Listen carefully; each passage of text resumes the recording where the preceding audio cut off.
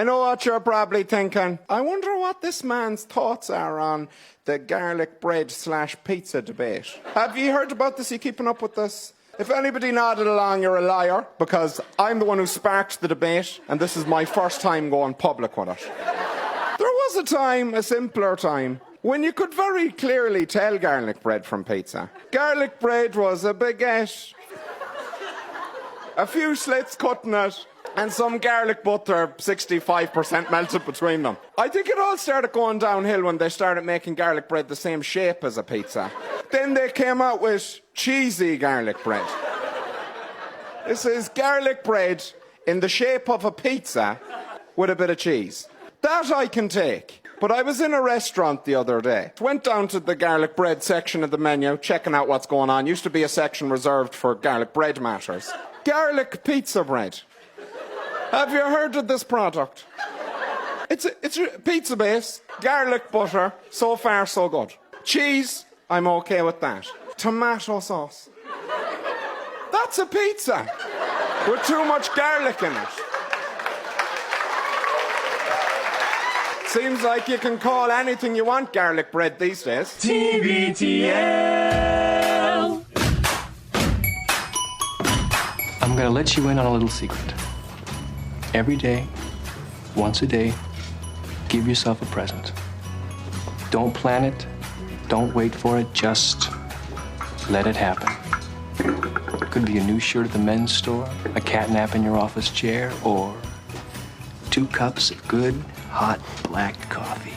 Hi, Luke. This is one of your favorite listeners, Gail, and I'd like to say that I'm passionate about walking, and I'm passionate about TBTL, and I think what a great combo. I love to walk and listen to TBTL at the same time. Think about what you're saying right now, because it's the smartest idea anyone's ever had. We have all the facts on this we need. We don't need any more facts. In the land of truth, my friend, the man with one fact is the king. All right, they're gonna run. See you on the flippy flops.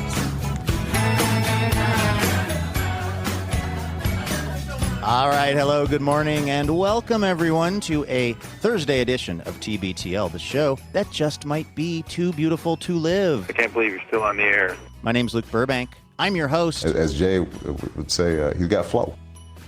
Coming to you from the shores of Lake Michigan here in Chicago, Illinois, where we are not dealing with the chilly weather of yesterday, but we are fully under a fog warning. A foggy day. I'm saying that I'm coming to you from the banks of Lake Michigan, but that's an article of faith right now because I'm looking out the window of the hotel here and I can't actually see the lake, even though it's like 3 blocks away because there's so much fog. But luckily, none of that impacts what we do here. We sit indoors, we talk into these microphones, and we bring you episode 4,677 in a collector series. Let the fun begin. Foggy weather was not enough to stop me from taking a little journey this morning over to the Chicago Art Institution, where there's a installation or retrospective of a guy named Bruce Goff, this architect who is no longer alive, but was doing really interesting stuff in the Midwest. Oh la la! And I had, as I do sometimes, I had a sort of an epiphany standing in there that I want to tell you about. So we'll get into that. Also, it's a Thursday, a.k.a. Blursday. So, my birthday today. Of course, we'll do the Blursday messages. And, of course, we'll talk to this feller.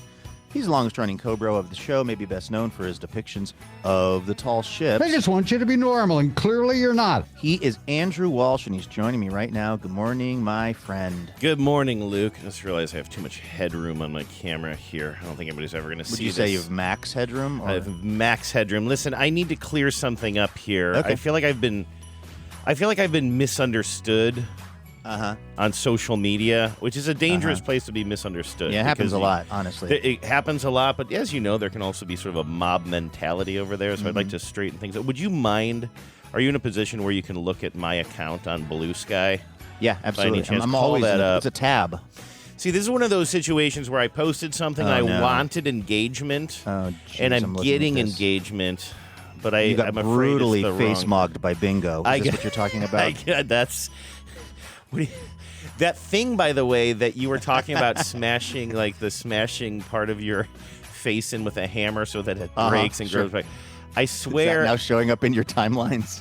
Do you know the name for that? Because there was a Mariners video going around, one of those tiny mic things, like a montage of somebody asking Mariners dumb questions, and one was like, can you tell us what this, modern slang means? And I swear one of them had to do with something, not the cheek, but the jaw, about doing something, like tapping your jaw to make it look better or look stronger or something. And like Cal Raleigh knew all the lingo because his brother is 15 years old, but everybody else was just like, I think JP was just like, the younger generation is cooked, man, or something along the lines of that. But the other thing is JP is Unc. Yeah, so yeah. Can he even weigh in? Cal Raleigh is borderline chopped. Okay, I'm out of my... Well, no, that's the thing. I thought chopped sounds like it's something good, but I guess it's bad because Cal says that... He says his little brother calls him chopped all the time, and Cal said, well, if I'm chopped, then you're chopped too, brother. That was what I learned from this video yesterday. Well, Cal is allowed to say that. We can't... Legally, we can't stop him from saying that, but it's very much... To be chopped is to just... essentially be somebody who is older than the person who's calling you chopped. No, say that again. Can you say that again? Okay, Unc is now kind of like just for anybody who's thought to be like older. And by the way, you'd be shocked at how young you can be and still be thought of as Unc. You could be like 22. Older but attractive, kind of like a younger zaddy kind of thing? No? Does not, as age. far as I understand, it does not factor in perceived attractiveness, which takes us out of the looks-maxing universe. Okay? Oh, yeah. But to be Unc is just to be kind of like old. But again, what is you could chopped, be though? Chopped is to be kind of broken down. Chopped is to be not. Okay. And that is more of an attractiveness kind of, I guess you could say, judgment. In the negative. Yes. In the negative.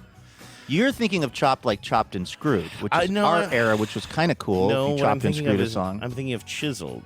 I hear Chopped, I think Chiseled, and I think this guy should frame Mog Clavidir. What's his name?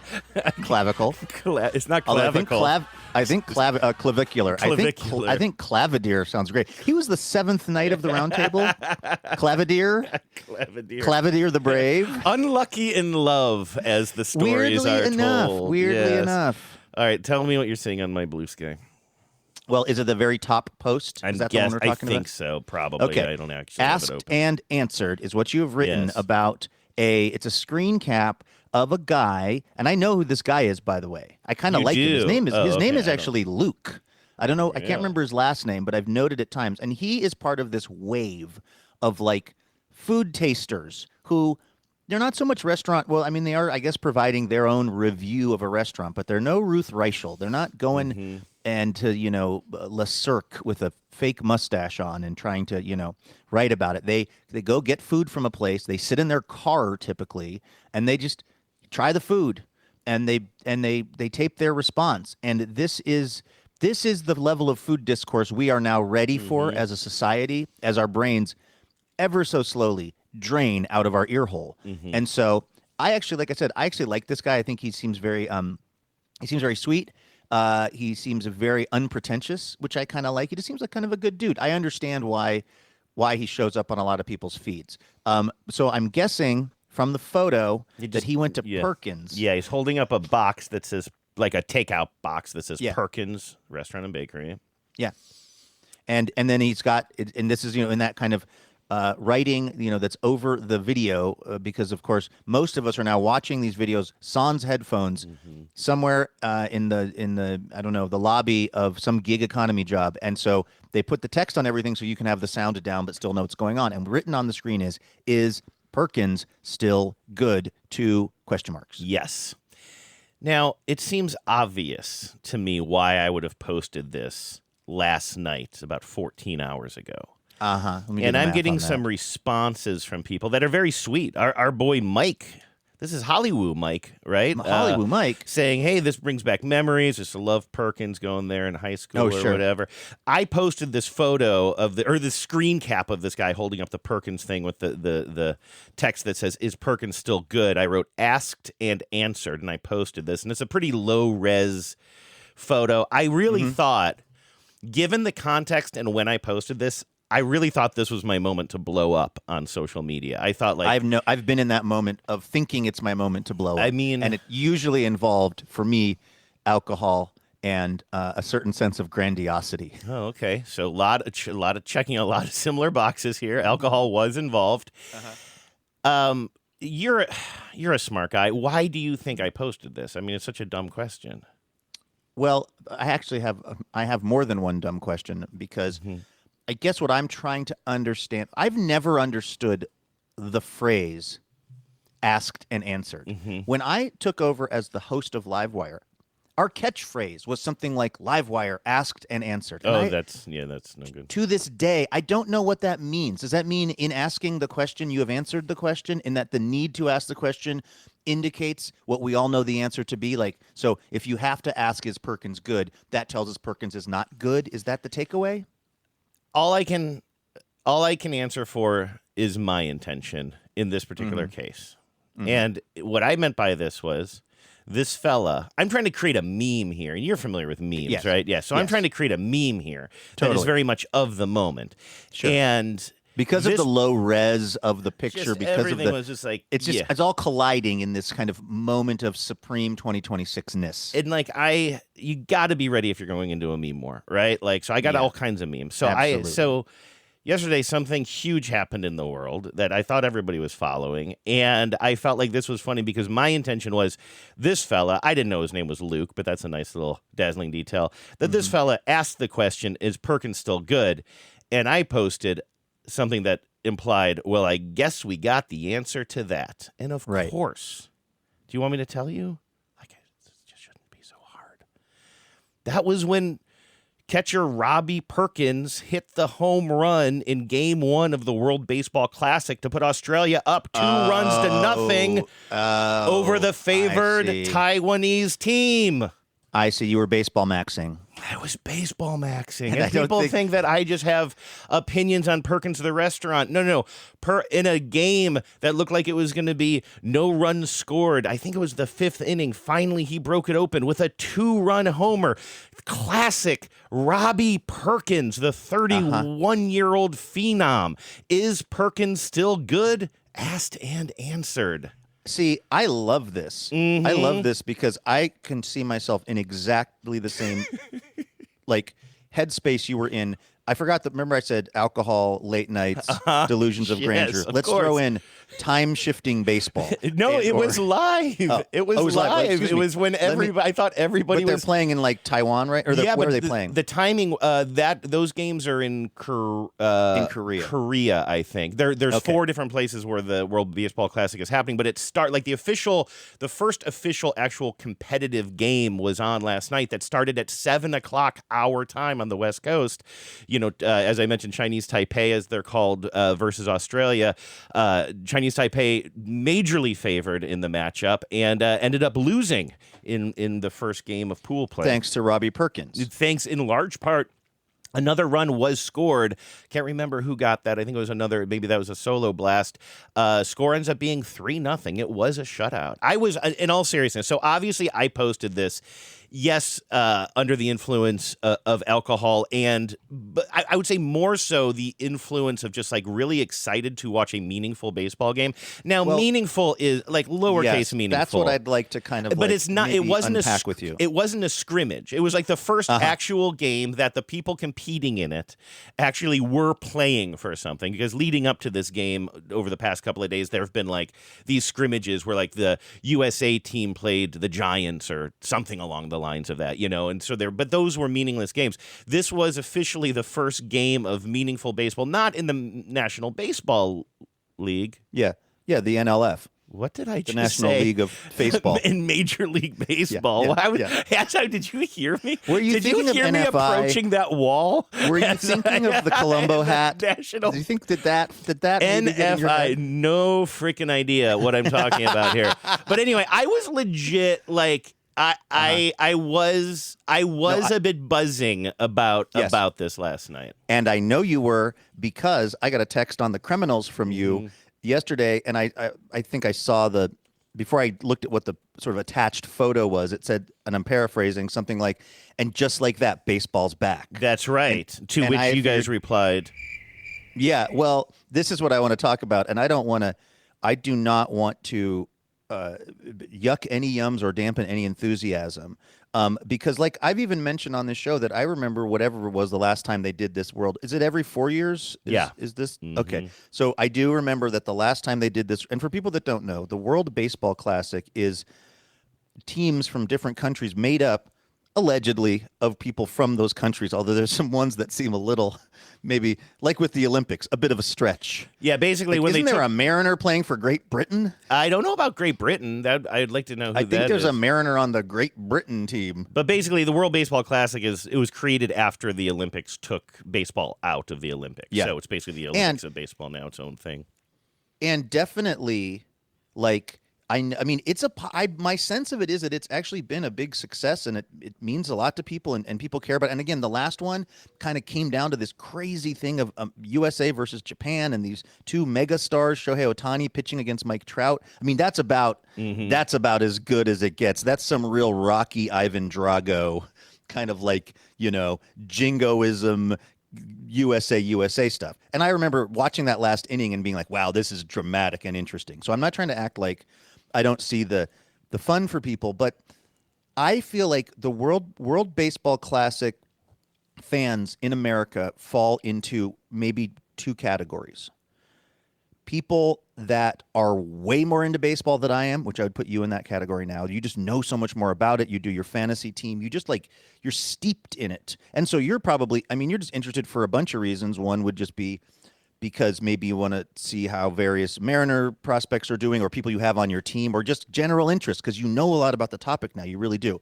And then the other a category would be, I would think, people that got into baseball more recently than I did, because I got into baseball when there had never been a World Baseball Classic.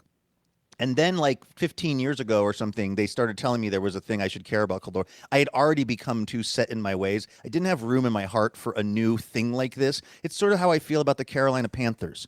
They invented that team too late in my life journey. Like, you know what I mean? It's just like, there's only so many things I can care about in sports world. And if you bring one into my life when I'm in my 20s already, it's not something that I have any. There's no area to plant new seeds of interest in this raised bed that is my caring about sports. And so to me, that's why I can never really get into the World Baseball Classic. Well, you're forgetting a category, and first of all, you miscategorized me. If we're going with your two categories, I guess I would more slip into the second category of being a newer. That's not true. No, I don't know. But here's the deal. I'm not being humble here. I'm being quite honest. I turned on this game yesterday. I didn't know one player in this game. I knew that Australia was the underdogs. I didn't know the backstory of anybody. Me and my buddy were texting each other, and because I had $1,000 on this on Kalshi. I was joking. I said that I had $10,000 on Australia. But I bet on John Denny. But I was texting with my buddy, like they introduced one guy. They said, what's his name? I'm already forgetting, but I think his name is Yu Chen. And they said, Yu Chen, a man who needs no introduction. And I was like, oh my God. I do need an introduction. Then I got a text from my friend Paul, who's really into baseball, and he does know these players. He's like, I know who Yu Chen is, but I think he does need an introduction. I was like, sir, hilarious. So let me get this straight. No, this is not, you give me far too much credit when you say that I'm following this and I know who these people are. Luke, you forgot a third category, and I'm being quite serious about this. People who need a distraction. I needed sports, and I'm not, I can't get into, I don't know why. It's not like ethical or moral reasons, kind of like Genevieve has moral outrage over like the Olympics and the Olympic Committee and everything. It's not that for me. I just have never been able to get into it. I can't get into a rhythm of following it. I just don't care that much. With all due respect, I'm not saying that people shouldn't. I'm just saying that I have trouble getting into that. But I know the contours of baseball, and turning this on last night, looking down at my clock, because I had this sort of circled on my mental calendar.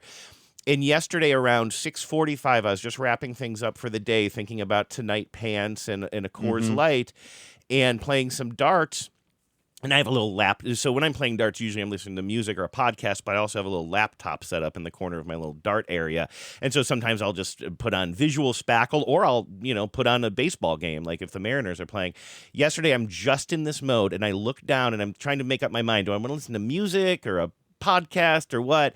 And it's 6:45, and I'm like, and I think this is when I texted you guys. We're like 15 minutes away for the first baseball game of the season. I don't know anybody. I don't have any vested interest. I was just joking about betting $10,000 on the Australian team, but I wish I wasn't joking. Oh wait, I didn't see that you had that on your. No, I I just rat-a-tatted that at you a second ago because I was joking around with Paulie about that. But all of that is to say, it was like, it was amazing how quickly I cared. It was weird. You would think going in that I would be rooting more for Taiwan, but because Australia was the underdog, I immediately just started rooting for them. And then when they were like kind of holding their own and their first pitcher went out there and I think pitched like 3 or 4 shutout innings, I'm just kind of like, I'm texting my friend. I'm like, this is kind of a Lukian joke, unless you hate it, in which case I won't give you blame for it. But I was like, I've said it once, I've said it 1,000 times. I would die for David Wells, their starting pitcher, because I'm just like, you can just get into it so quickly. And that's what happened to me. And I think it was just Australia me has a needing starting something. pitcher named David Wells. Luke. He's not David Wells Jr. I don't know who you're talking about, but they kept talking about this guy. He and his brother were both in the major leagues, and they both quit baseball. And one of the reasons was David Wells, the starting pitcher for Australia yesterday, quit baseball because he said it stopped being fun and started feeling like work. But then after a few years of leaving baseball, decided to get back into it. And now he was the starting pitcher for Australia at the WBC. You know what it sounds like? It was awesome. Sounds like that guy did some real work. Yeah. And realized it sucked compared to playing baseball. He's like, baseball feels like work. And then he did real work, and he's like, baseball's like on game. A road crew. But like, I mean, I was laughing my ass off. He's like kind of cooking out there, and he just left baseball because it was stopped being fun for him. Now he's getting back in. I just immediately got into it. There's I think, is he probably a Hall of Fame guy? There's a Hall of Fame pitcher, I think, from many teams, but including the Yankees, named David Wells, who once famously pitched a no-hitter, hungover as an absolute skunk. In fact, the story goes that in the locker room, this is before the game, and he was slated to be the starting pitcher, and one of his teammates said, "Do not let the manager near you right now because you reek of alcohol from last night." And he goes out I'm a sucker for a good no-hitter that should have never happened because of the state of affairs in the brain of the pitcher kind of story, including also the guy who pitched that no-hitter just absolutely zooted off of like on acid, various acid and other things. I like those kinds of stories. But anyway, so that's just, when you said David Wells, for a moment I was like, did he have a David Wells Jr. and that guy is starting for the Australian team? It sounds like that was not the case. But I very much identify with what you're talking about around just you needed. And you were so excited. His name is Alex. I knew, as you were saying all of that, I'm like, I know I got David wrong. Sorry, Alex Wells. I know that feeling of like, of just needing something like this, where it's like, okay, it really matters who wins this. I mean, for the nation, the nations that are competing. So this is real baseball, even if it's not Major League Baseball, even if it's not NFI baseball. It's like it counts. It counts for these people that are playing on these teams, and then just that feeling of like, how much you need something like that to distract you, to entertain you, to engage you. I'm sort of like that. Although, and again, not to get too down the sports rabbit hole today or whatever, but like, here's what I've learned this year, Andrew. And this actually has a lot to do with our friendship and just kind of like how much we check in via text and other things. I realize that I'm not a spring training guy anymore. Like, it's not that I don't have the bandwidth, because listen, I make bandwidth for things that I'm interested in. It's like, I guess I kind of don't care, which is weird, because I used to, when I was a kid, I would listen to every spring training game. Like when I was, in my, 12 years old, 13 years old, like, because I was so excited about baseball and I didn't care that the games didn't really count for much, and that it's cycling and a lot of players who you might not hear from for the rest of the year because they're just kind of trying out for the team and stuff. And like, what I've realized this year is that, like, I just don't care about spring training as much as I wish I did, because I feel like that also makes me not a real baseball man. You know what I've started doing? I started following this guy on TikTok who's basically going like, I'm watching spring training so that you don't really have to, and I'm for the Mariners, and I'm just going to tell you what you need to know about what happened today. And I am finding it to be I'm going to the AI overview of how the Mariners spring training games yes are going. And no, actually, I think this actually really speaks to what I enjoyed yesterday, actually. It's another good way of maybe explaining my experience because, first of all, I always like spring training as an idea and as a vibe. Like, I've never been like, oh, I've got to listen to a game all the way through. The very first one, you want to kind of like tune in because you've been you're thirsty for baseball to begin. And I've always mentioned to you, I like it. Like, if you have home projects, you turn on the game on the radio, and it's just sort of, it ends up being sort of a soundtrack to the spring, sort of, as you start doing your spring projects. This year, it doesn't feel like that to me, and I think I could be wrong about this, but it feels like a few years ago, like when we first moved into this house and we were doing a bunch of projects, every time I turned on the radio during spring training, a game was on. And now I'm just not hearing them that often. You have to seek them out on like satellite radio or something. I think the local station has stopped airing as many spring training games. I could be totally wrong. That's just my feeling. It could be but I honestly, I'm basically doing the same thing you are with spring training, which is if a game is on, I'll click it on. But like, it's less fun because you don't really have the rhythm of the regular game, like you say, because you're just like you're kicking the wheels on players. They have for people who don't know, players now, there's a new rule: you can use wheels if you think it's safer. It's a player safety thing. Yeah, but well, that's that guy David Wheels that's pitching for the Australian team. Alex Wheels. Get it right. And so I've been listening to a lot of podcasts. I've been enjoying getting into the baseball conversation this spring by listening to podcasts and stuff about baseball spring training, but I haven't really been following, actually the games that closely. Yeah. But, and it's for that exact reason. Like, I found more enjoyment in watching a game yesterday where all of the decisions and pacing of the game made sense as a baseball game. A spring training game doesn't do that. You're not making decisions about your bullpen or how much we're going to, how much pressure we're going to put on a pitcher to go far into a game and like load management. Any of that, all like that. And it turns out like that's kind of what that's a huge part of the game. That's what you love, those decisions. And when you take that out of the equation, you can enjoy a spring training game on a lot of different levels. But yesterday was the first game that when it got to the ninth inning was really interesting. Like, this game yesterday went to the last out because Chinese Taipei had 2 runners on, I believe first and second or whatever, and could have tied up the game with a swing of a bat, but they ended up, I think, popping out to end it. So like, I was like engaged in this game, even though I wouldn't have been able to name one player going into it. It's not because I'm somebody who's super following this stuff, or I remember these players when they were in the league here in the States, or I'm hoping to see them, because I guess there were some pretty prominent, prospects in this game too, one for the Guardians. But like, I don't know any of that shit. You give me way too much credit. I needed the game because otherwise I was going to listen to sad bastard music.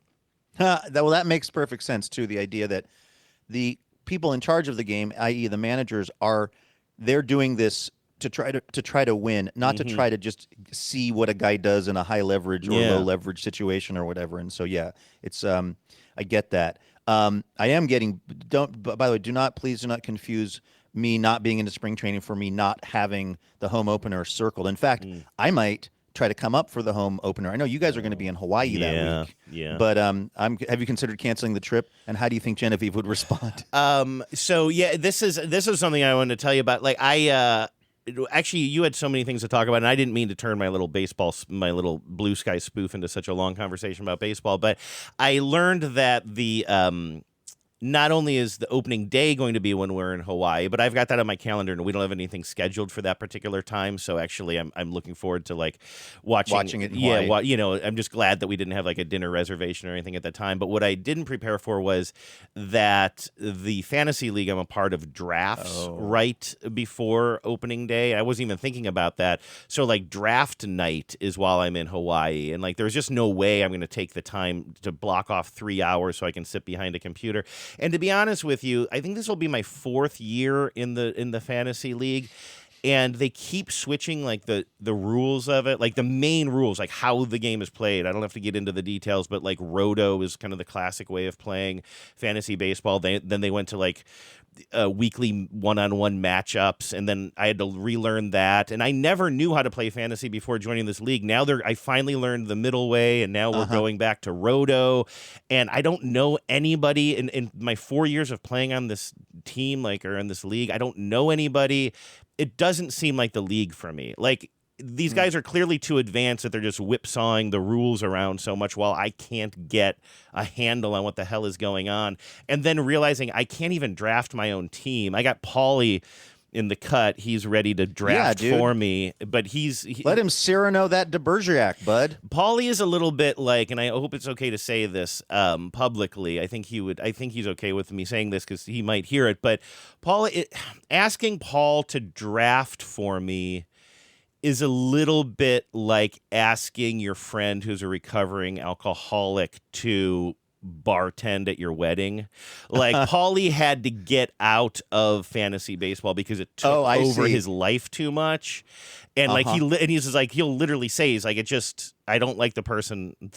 I don't know if this is a direct quote, but essentially sort of like it takes over too much. He can't just enjoy it as a casual pastime. He becomes obsessed with it, and it interferes with other things in his life. Now, let me ask you this. He's cut himself out of it, but I asked him if he would draft for me. Just draft, and then I'll take over the team. Ask him, hey, I need to get a sense on what kind of beer we should have at the wedding. Will you just hold some of it in your mouth, just swish it around, and spit it out? We're interested in the photos, so we just want to see what a Hamm's can will look like when it's touching somebody's lips. Would you mind? Yeah, could we have you do? Would you mind doing that? Okay, now we're getting into like speculation on Paulie's life, but like, so I mean, first of all, in a way, this is kind of great because he is obviously steeped in the information and will make probably really good decisions, or at least he'll be using a lot of personal experience and data-driven stuff to draft you a good team. So that's cool. Yeah, no. But is there the concern that will pull him back in because now this team all season? Do you have a name for them yet? Do you change the name of the team? It's the season? Akron Groomsmen. It'll remain. I think in perpetuity. So like now, unfortunately, I mean potentially, he's got an emotional stake in the Akron Groomsmen. You know what I mean? He already did, though. Okay. Well, then. Like an ex, I'm going to keep on going with this addict behavior conversation. Like an ex-smoker who says to somebody, no, go ahead and smoke around me. I like the smell. He's always sort of had that a little bit with my fantasy teams because I'll ask him, like, who should be my keepers this year? The players that you can keep from one season to another. You can keep 5. And, like, so he's just curious about it. You know, he's always like, hey, what is that? Can I smell your breath? Was that Jim Beam taste? I mean, just what does it taste like? Just describe it for me. And so I've always felt a little bit of a big brother on my shoulder, sort of like not big brother in the surveillance state sense, but just like, you know, a little bit of, well, Paulie will be mad if I make this move. Or there have been definitely times where I've made some moves on the wire and I thought, like, don't tell Paulie about this one.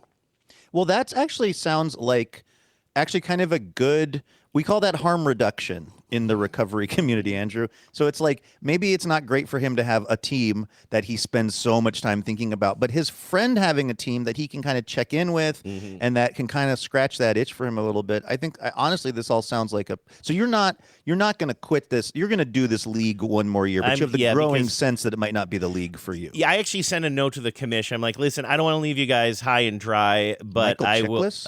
will. Yeah, man. Try to keep those Michael Chiklis jokes coming fast and furious to keep the show relevant. I love a Chiklis joke. The commish.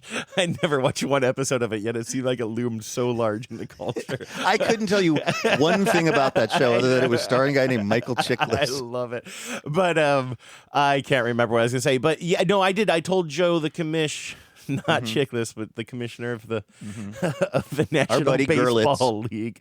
I just said, listen, I don't want to leave you guys high and dry. I'm sure if I quit now, you wouldn't be able to replace me. But just so you know, this will be my last year. Oh, wow. League. Okay. Yeah, because I just realized there was something about seeing the notes going by where everybody was scheduling it, and then me realizing I have to relearn what the game is because now it's going back to Roto, and I don't know what it was, or I don't remember how to play that way. And then I'm not even going to be there for the draft. And I was just like, this doesn't feel fun. I had this moment of realization. Like I thought that after 1 or 2 seasons, I would know the beats of the game better, and then it would become a little bit, but it never. It's a little bit like rollerblading for me.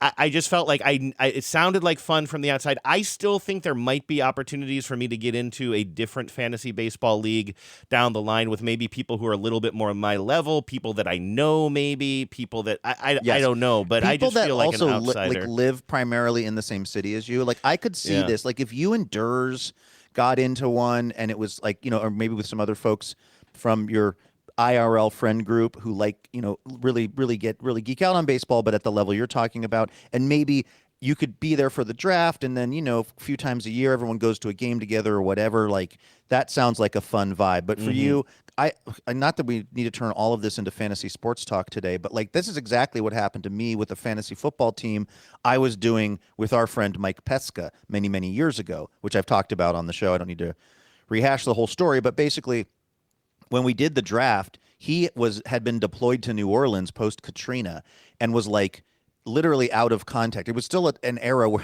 still a moment in time of that city where like stuff was non-functional. So he's like trying to like send me these like bursts of like text information when he's in an area of post Katrina New Orleans that has any connectivity. And I am then going to this apartment in Manhattan that's all of his friends, all these people that he knows, who are so much more read in on fantasy football stats than I would have been even at the time when I was most obsessed.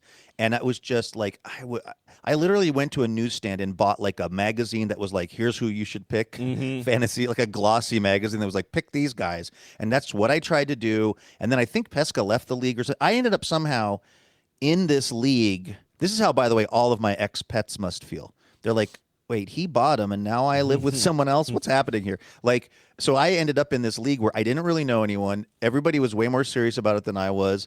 And same thing, it just kind of it was not the best fit for me. And I ended up, I think, leaving after 1 season. So I understand where you're coming from. Can I ask you a question on an emotional level? There's one very small aspect of this that you might have been able to suss out already, but I haven't said it explicitly. But in order for Paul to take over drafting responsibilities for my team, I had to make him a co-manager. He essentially you and I started this team together as co-managers. We sure did. And then you Grandpa Simpsoned your way right on out of there. We call it a Burbanking.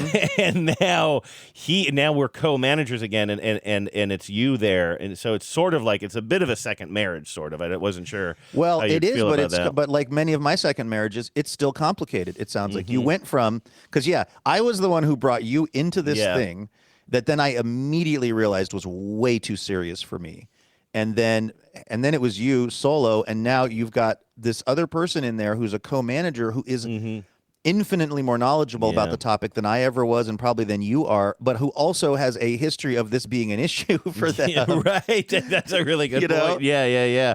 No, that's a good point. Well, things are going to be intense. Like, are you going to have him? Will he have the password? Is he going to be allowed to make roster by moves? making him a co-manager? I think he just creates his own password and has his own like login. You know what I mean? We don't share a login the same way that you and I had our own. Right. So I think I could kick him off at any time, although I don't know. I mean, it's one of those things where I may need to do it for his own good. Well, it'll be interesting to see what happens this season. Yeah. I had this little moment this morning because there's a time difference from here in Chicago to where you are. So I had a little window of time today to go out and about and explore something that I've been looking forward to checking out here in Chicago, which is this kind of retrospective of it's actually the work of this architect named Bruce Goff, but the show is at the Chicago Art Institute. And I read about this. I didn't know anything about this guy. He grew up in the Midwest and is a very interesting character to me because he was designing and making these really unique buildings. He was into a very kind of, I don't know, futuristic space age kind of vibe, but he was doing it all. He was a very Midwest guy. He was doing it in like places like Tulsa and places like Nebraska and stuff. He was also a gay man at a time when it was really, really not accepted. I was actually reading this where they had paintings he had done and architectural drawings, and there was this kind of big block of text that was explaining some stuff about him, and it mentioned when I started reading about this guy, I knew already that he was a gay man and that was part of his his identity, etc. And then I was reading this description of his life, and it said like, well, his first wife, Julie, a dancer, and da-da-da-da. And it was like, it sounded exactly like Corky from Waiting for Guffman. Like when somebody runs into him, he's in the store and he's in the women's department, he's buying stuff, and he's like, I'm buying this for my wife. I buy all of her outfits. And I laughed for a moment, and then I felt profoundly sad for this guy. Like, he ended up with a life partner and being able to pursue his true identity. But I was just struck by like, just how, different the world was. And in some ways it still is the same, I guess. But anyway, this guy just made this stuff. I've been on this whole thing about like trying to engage more with art and things that do not immediately make sense for me. And the thing about this guy's work is like, I would never want him to build me a house. I would never want to live in one of these houses he built. They look like spaceships, or kind of like, I tend to go more towards mid-century stuff. I tend to go more towards maybe even a more classic style before that of a Craftsman or something, or something Frank Lloyd Wright or whatever. Not a big like kind of weird kitschy kind of thing. He would put AstroTurf in his houses. He seemed more like, in a way, he had more creative DNA shared with John Waters than with, like, again, I'll just say Frank Lloyd Wright or somebody like that whose work I really kind of respect. Was he the set designer for the movie Toys? Because that's now what I'm picturing. I don't really know Bruce Goff, but you've seen the movie Toys, of course. Well, I haven't, except I just had a clip. I mean, I know it from the audio that you have played on this program, and I also saw a clip of it the other day, and it made me very intrigued. It was LL Cool J. Yeah. And it was Joan Cusack was ordering a sandwich in a cafeteria. Yeah, did you see this on our website? I feel like I pulled this for some reason. Like it was a show pic, wasn't it? Maybe that was what told my phone to deliver me the scene on TikTok. No. You actually saw the scene. You know what? I saw the scene. I posted. That is so weird. I literally posted that's them in the lunchroom. She's trying to order a sandwich. Yeah. She wants to order an applesauce sandwich, and the cafeteria guy says, well, that sandwich will be soggy. And he says, well, maybe I'll make you one next time. And then she orders a mayonnaise sandwich, I believe. Oh, okay. Tuna. And then she goes and sits down next to LL Cool J. That's the scene that is I so saw. weird. I posted, and it wasn't video, it was just a still shot, but somebody had one of those things on Bluesky where they're like, they said, I can't remember what it was. It was like something about some sort of iconic scene or something, nothing more iconic than this scene, or I don't know what the prompt was, but I took a clip of a scene immediately after that where she and LL are sitting down to eat their food, and he is talking about how he doesn't like his food touching. He's a very regimented man. Oh, interesting. Yes, and that's why my brain was very confused when you were talking about that. I was like, how could this have come up twice? I guess it's totally coincidence. But it's all of that is to say, what I liked about Toys, which is it's comical to ask you if you've seen it, because I don't think anybody except for me has seen that movie. I don't think anybody except for me likes that movie. And rightfully so, I think, in a lot of ways. But the set design is very quirky and bright in a way that I wouldn't want to live in it. But it's why I like the look of that movie. Dude, literally the wig that Joan Cusack's character is wearing and the vibe. I thought, I should probably watch this movie just for the visuals. Yeah, and for the duplication investigation. Well, that too. I would like to see that in the wild. I've only experienced that decontextualized as an audio intro on this program. It lives large in my head for something I've never witnessed with my own eyes. It was also one of the only intros, and this goes way back to when we were first working together on this particular podcast, and you were like, I don't know about that one, and I think I just pushed forward with it. I just have this early memory of you not telling me, like, I don't want to use that, but you just saying, like, I don't get that. And I was like, well, I do. And now we love it. We all love it because we've played it enough. That's right. Well, so I was excited to see this. The thing I was going to say, I didn't know about this guy at all. And then the New York Times wrote a piece about him and then mentioned that there was this show in Chicago, which happened to be up while I was going to be here, and then also included a link to this documentary that some, I think maybe British magazine back in the 80s had done about this guy, where they'd gone to wherever in the Midwest he was now living. He was very old at this time, and they interviewed him, and he just seemed like such an interesting dude to me. And so anyway, I was very excited to see this this exhibit, but I was also stressing about the timing of it because you and I were set to start recording this at 12 o'clock Chicago time.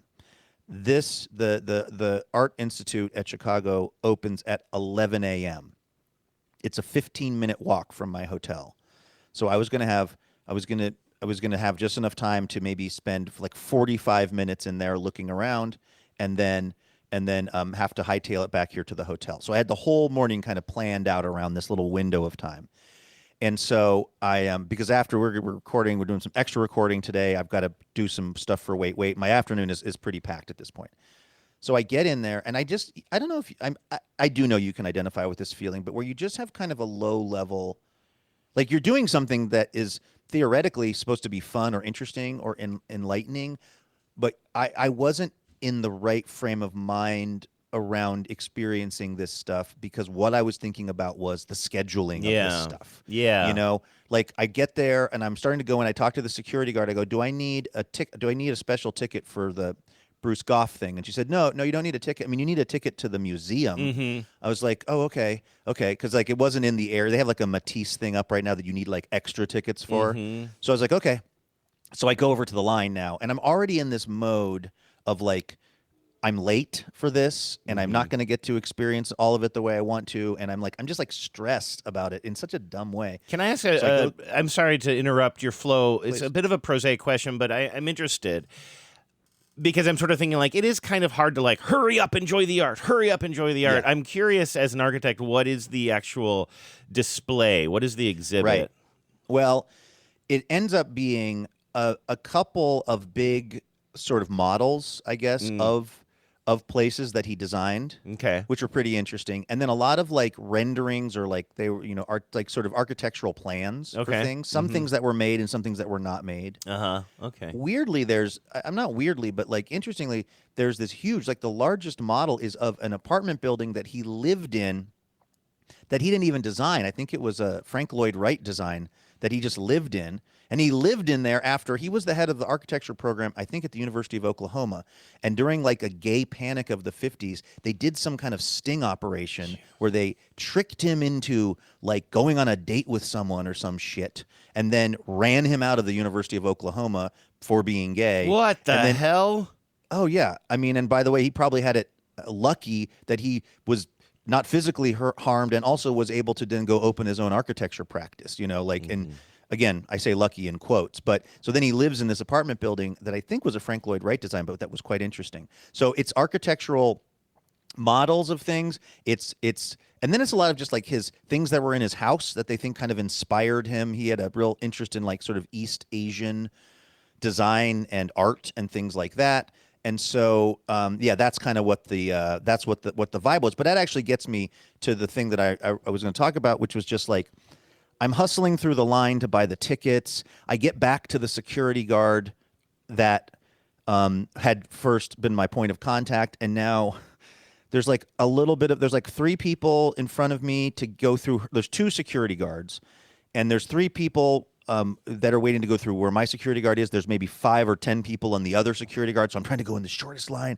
But then there's a woman who's in a wheelchair, and then my security, who's not in our line, but my security guard decides to attend to this person in the wheelchair, helping them, but it involves this like ticket scan, and there's a little confusion. And I'm just having that mode of just like, what the hell is going on here? How, like, this is taking way too long. I got in the wrong line. Why is my security guard now going over and helping the other line and not, And I think you were telling guard. me before we started recording that you think that this person was sort of faking it in the chair. You were saying that you think they were just doing that sort of for attention. And I don't think we could rule it out. I think those were your exact words. Yeah, I think they. Beep. Were we rolling on that? Beep. So I just have this weird like angst going on. That's the opposite of like sitting in with a piece of art or a piece of design. Unc Angst. Dude, I had a complete, I was overwhelmed with Unc Angst. That could be the show title. And so I get in there finally and I go, I'm in the, by the way, I also couldn't find, it's a big museum, right? And it was not particularly well marked. You had to go like into, it wasn't like you walked in and it was just kind of right there. You had to go into this one area, but then down a very narrow aisle that didn't look like it was leading anywhere. And I'm like, this was written up in the New York Times. This is, to me, the reason we're all here. I also just love that it's like the thing that's preventing you from enjoying this archectural Is bad design. is architectural design. Yes. I mean, it was bad feng shui. It was a non-Norman door. It was every piece of kind of human, what's it called, like UX or like, human design scale or something. Like, it was all wrong. Yeah. So I finally get in there, and I'm now, and it's got an arrow. So you come into this big room, and it's got an arrow. It's like, basically go this way. So cool. I go that way. I'm looking at something. I'm telling myself, I'm checking my clock, my watch nuts. It's like 10.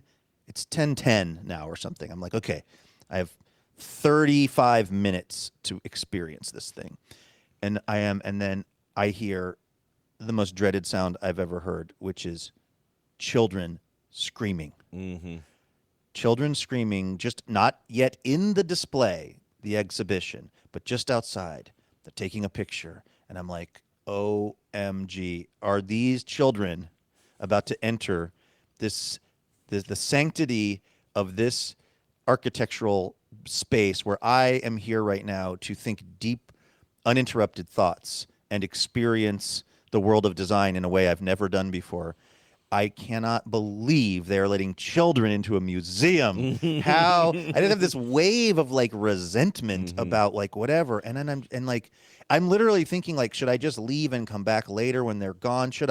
Is there someone I can complain to? This is also not my typical move. I'm on the record as saying like, I don't understand people who are put off by the laughter of children, generally speaking, but I found the place where it's possible for me to be put off, and it's the Bruce Goff exhibition, because it's, if you're at like a ball field or something, you're in somewhere where it's like kids having fun adds to the experience. Because I was already having my Unc Angst, because I was already fully torqued up about this schedule of this event, it was something about the noise that just felt to me like, oh my God, this has been totally ruined for me. And so sure enough, the kids all come in. They're from some school. I would put them at about, maybe they're like third graders or something. They've all got their little like special, stickers on from the museum. They're with two teachers, and they're coming in. And I had this moment of like observing myself from far away, of being a person who really, I think really the timeline was right when you walked in, it was actually this huge model of some building that he had designed. And these kids came in, and they just lined up, like, right at the edge. And the teacher said, okay, nobody step up on here. Everybody stay 1 foot back. And they all just stayed 1 foot back. And they all had these little, like some kind of an art guide from the museum of here's what you're looking at. Here's an explanation of, and they're all holding these. And they were looking at them. And I heard more than one of these kids just say, like, oh, my God, this is so cool. And you could tell already where this is going. It's like, this is where this stuff always goes for me. But like, it was like the best thing I've ever seen. Like, it was way better than the stuff in the display. It was just like, this is exactly what this should be, And like for these kids who, by the way, I don't want to generalize or stereotype, but they definitely seem like Chicago public school kids. Yeah, like not kids who, I mean, I don't know what their life is, but I doubt they spend like, all their time going to museums. And it was just like so life affirming. Do you regret having them kicked out? Yes. Yeah. And they were with the lady in the wheelchair. Yeah. Oh, see, yeah. And if I had it to do over again, and the worst part, Andrew, was somebody was filming on their phone, and I think we're due for a total Chad gets instant karma when he tries to kick disabled children out of museum video on TikTok. But anyway, so that was just like a kind of a beautiful moment where I got to have a total just like 180 spin of like, and by the way, I had plenty of time to look at the thing. These kids were also so quiet in there. Yeah. They were not crazy, and they were like digging it. Yeah. And their teachers had a great sense of like letting them enjoy stuff, but not like they were not running amok, but they were having they were having a chance to experience this stuff. And I just thought, like, how freaking cool. I hope for these kids that this is the beginning of a lifetime of getting to go and experience things and not be sort of intimidated by these spaces and not be, just so. And then again, I had, it was, what was really cool about it was it completely punctured that sense of being late or the anxiety that I was having. And just like it let all the air out of that balloon. So then I just looked at the stuff and I was just like, I was in such a good headspace. And for checking it out. I'm sorry, this is so not the point of your story, but if you needed like an extra half hour, you could have just texted me. I know, but like I whatever. I mean, yes. You know me. I don't like having to show up early for something, but like if you're just like, hey, I need an extra half hour, I'm like, all right, totally. I'll do the Blursdays. I don't. But that's also where we talk about this on the show a lot. Asking myself, am I late for something or am I just being impatient? And that's where when I get into this mode, it's not even logical because yes, the logical answer is, I look at the stuff. If I'm 15 minutes late getting back here, I text you. The world doesn't end. Yeah. But like when I'm in that state of like agita, it's not rational. You know what I mean? It's not like, oh yeah, I'll just say, hey Andrew, can we start a little bit late? Well, mine is. I've been actually trying not to talk about this too much because like a big storyline on the show or something that people know about me is that I am like a bit of a busybody when I see other people not following the rules of society somewhere. Like the other day I saw somebody was pulled over and parked in the bike lane, and I'm trying to be more chill about that. Like, okay, sometimes people need to pull over, but it pisses me off so much because then a biker has to drive out into traffic. You know what I mean? I'd rather you park. If you're just going to stop your car in traffic, I'd rather you stop your car in the middle of automobile traffic, not what is making life more dangerous for the people who are not driving cars. And the other day I saw somebody pulled over, and then some young woman on a scooter who was using the bike lane had to totally stop and then look in a pretty dangerous place and then go out in traffic and go around this car, and it pissed me off so much. I was at the gym just yesterday, and this is I'm not just trying to steal your story. I'm going to come back to this, but I've cried enough for a Thursday. You're going to cry when you hear that the story has no power out. But generally speaking, a thing that I'm going through is, I'm kidding on the square or not really kidding at all when I say things like, I needed baseball yesterday. Like, I'm in a bad place, and I'm seeing it pop out because of just I think the unrelenting news of the world and of this country. And it's coming out in various ways, but also that cranky side of me of judging other people's bad behavior in public, of their non-rule following behavior in public, is getting more acute. And right now, a lot of listeners are saying, Andrew, I don't think that could get more acute. We know you. You're already at peak grumpy old manness, but it turns out that is not true. And even when I talk about yelling at my neighbor who's knocking over signs, I still think I'm in the right there. But me not just feeling like everything is an affront. I was at the gym yesterday, and there's this. I'm going to admit something here. By the way, I will say I didn't give in to my worst demons, but it's just an example of how deranged I've become. There are several just machines that I like to use, little strength machines, right? Non-free weight little machines, whatever you call those, and resistance machines or whatever. And I'm part of the resistance. And there are about, 4 to 5 of them that maybe I'll cycle through, but I have a little kind of unwritten rule in my head. Like on certain days I'll do this arm one, and other days I'll do this other arm one, and then blah, blah, blah. And it was a day yesterday where one of the machines that I like to use, and there's only one of this type of machine. They have duplicates of some, which is good, but then others, there's only one of them. And there's one that seems to be pretty popular. It's kind of a curl kind of thing. You're sitting in a chair, and I guess it's like a curl. It wasn't really my day to use that, but it could have been. I sort of wanted to use it, but I saw that, and it also leans you back a little bit the way you were leaning back in your chair before, just by the nature of how the curl machine is. And so when people are sitting, and then I've noticed people gravitate towards that one, and then they'll just sit on their phone for a really long time. And you never know when it's between reps. And sometimes I'm there right when school lets out. I don't know what school is nearby, but there's sometimes a lot of teenagers that come in right around 4 o'clock or something. I try to avoid that time. And sometimes there'll be like some, Gen Zer on there with his, not alfalfa, what do we call the alpaca haircut or whatever, and just sitting there, and then on his phone, and then we'll maybe do one little rep and then go back to the phone forever. But I'm like, well, at least, but then I start dialing in, like, how many, is this person resting or is this person just using this as a bench? Well, yesterday I'm in there and it's not a high school student, it's a grown-ass adult. And I'm starting to wonder, while I'm doing my other exercises, will I want to use that machine? I notice there's a man on it, and he's leaning back, and again, this chair position sort of makes you slouch anyway, which sort of makes me judge you even more, which makes absolutely no sense. But he's just slouching there on his phone for the full time that I'm doing reps on another machine. I'm like, is he ever going to do anything? I might want to use that machine. And then I go and I use another machine that does something else. But now I'm like clocking him. And so far he has not done one exercise. And this is where my insanity comes in. My plan, if I had the whole gym to myself, was probably to use the machine next to his to do some other exercise anyway. Similar, but different.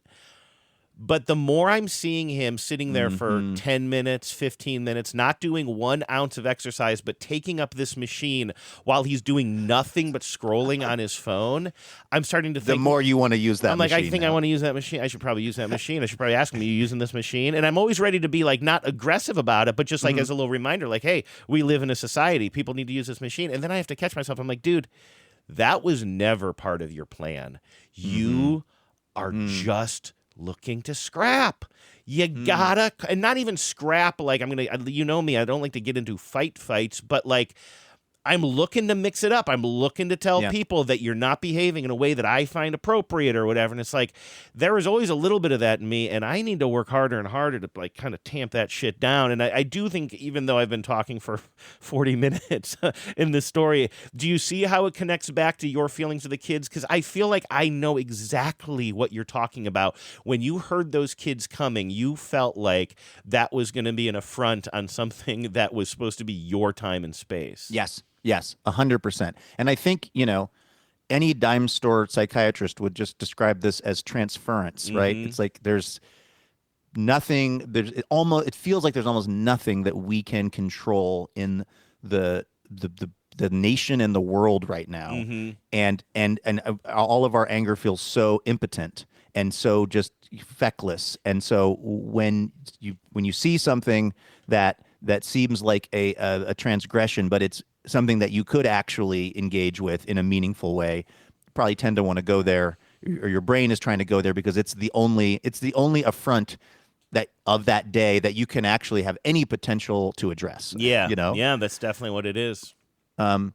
Well, did you end up using that machine at all, or did you go to one of the side of it? And that's the thing. Like, and I didn't. I know that story makes me sound horrible, but I'm just admitting my internal thoughts. But then I did. Yeah. But what I need to do during this period is just constantly remind myself that, like, you might be.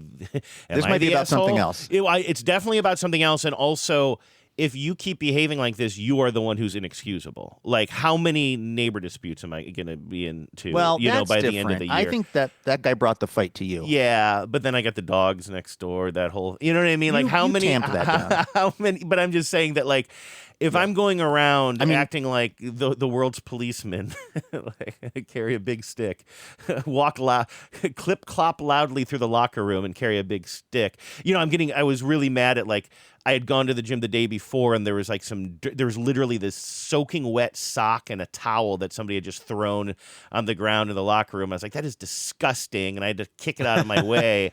And then I go back the next day, and it's still there in the locker room that hasn't been cleaned overnight.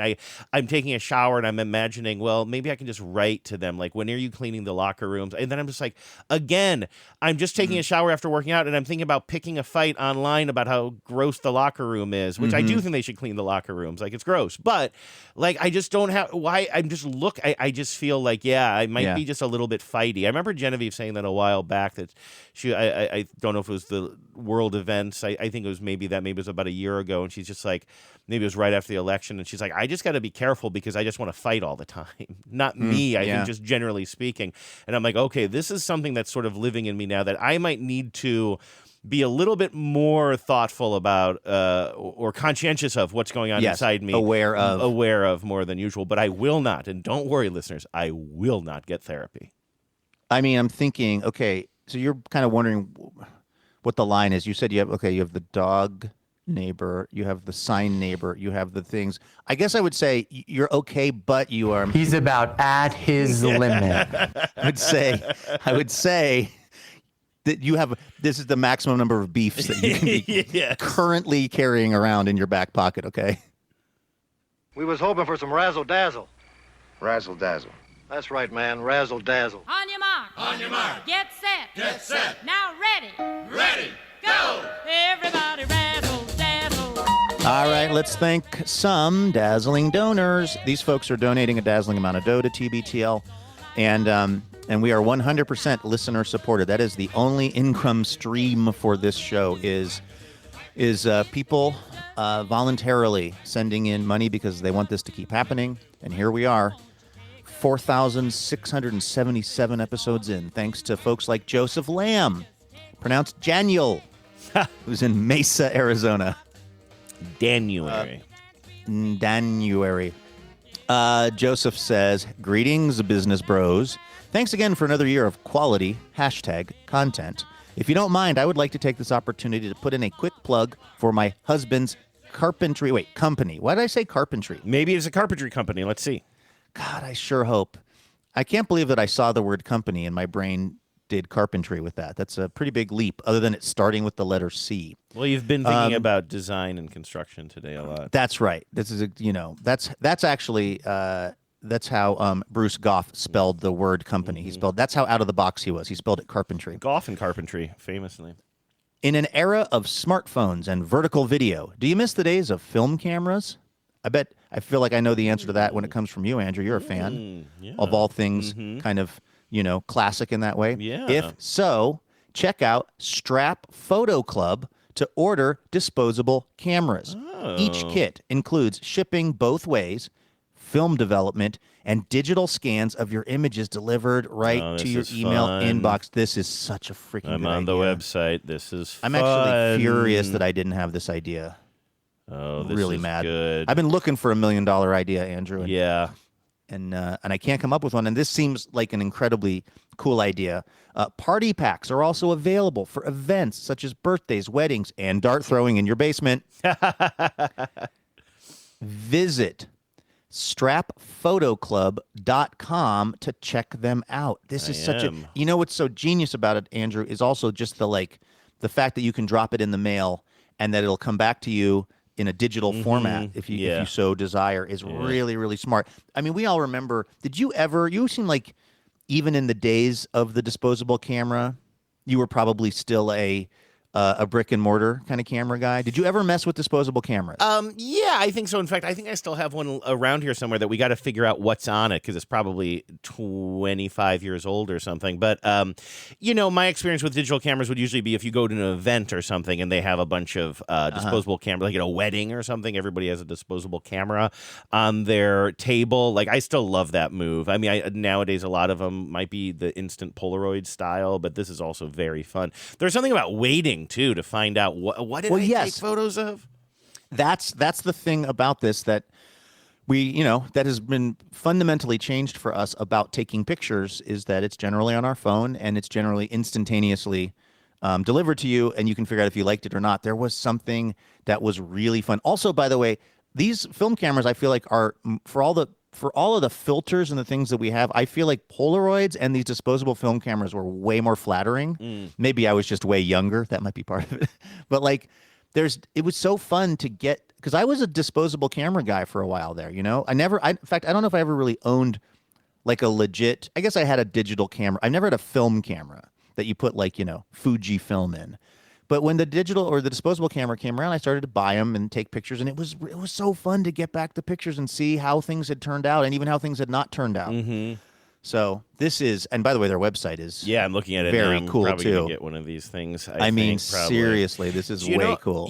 I've said this on the show many times. Speaking of kind of home improvement, which is while you might feel a little obsessive over it at times, like your home reno and sense of design and everything is like you want everything perfect in your house, whereas my problem is I'm deeply lazy. When we moved in, I'm like, yes, I want a picture there, I want this decoration there or whatever, and then I'm just like, meh, I'd rather probably smoke a J and play some darts instead of actually working on these projects. And one of the big spaces in my house is in my bathroom downstairs, and it's kind of cool because like that's my personal space, right? It was like I decided to put my little lockers in there. I bought a little vanity and mirror thing that Genevieve helped me install, but it's like it was my space, and there's this big space on the wall, and I've always known I wanted to put something there, and I've had some ideas about things to frame, but then I've never really followed through, and I kept thinking like, well, one of these days I'm going to be I'll be shopping at a I don't know, like a reuse store or something like that, and I'll find something that catches my eye and I'll put it there. And then the other day it occurred to me,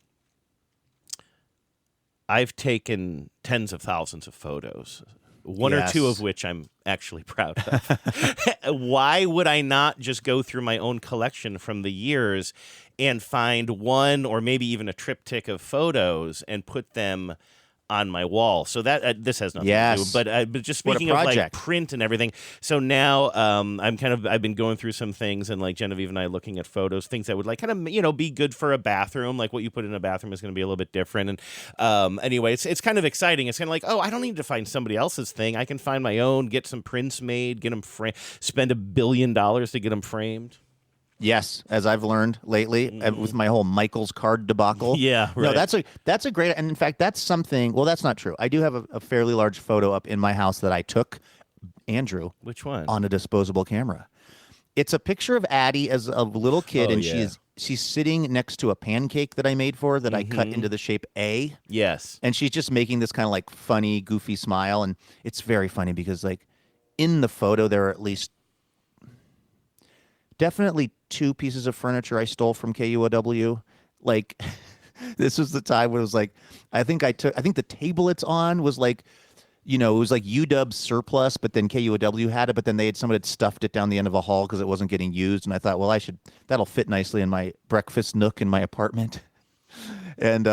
And then I think that, anyway, when I think about the photo, I think about all the objects in there. Like the plate is one that my parents had. I got some plates from my parents when I finally moved into my own apartment, stuff like that. But I really love the photo. And I will say part of what I love about it is I do think it's kind of visually interesting, but I like that I actually took it. Yeah. I feel some connection to it. So that's going to be cool for you. Yeah, I'm looking forward to it. Joe says if you're in the Phoenix metro area, you can also check out their sister company, Strap Film Lab, for in-person film development, scanning, and printing for a variety of types of film.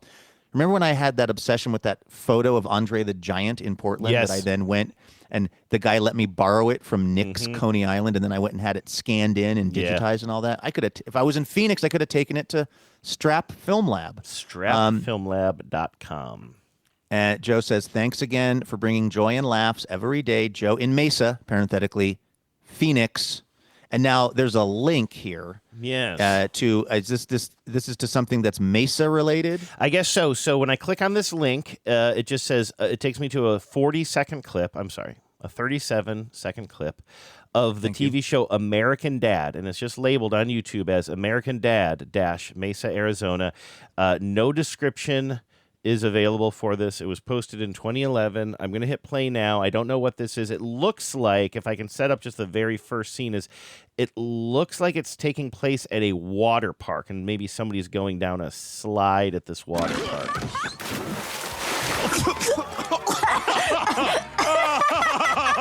That thing is so awesome! Yeah, had it in my storage space from when I lived in Phoenix. Well, I lived in Mesa, but when you say Mesa, people don't know what Mesa is. It's Phoenix. I lived in Phoenix.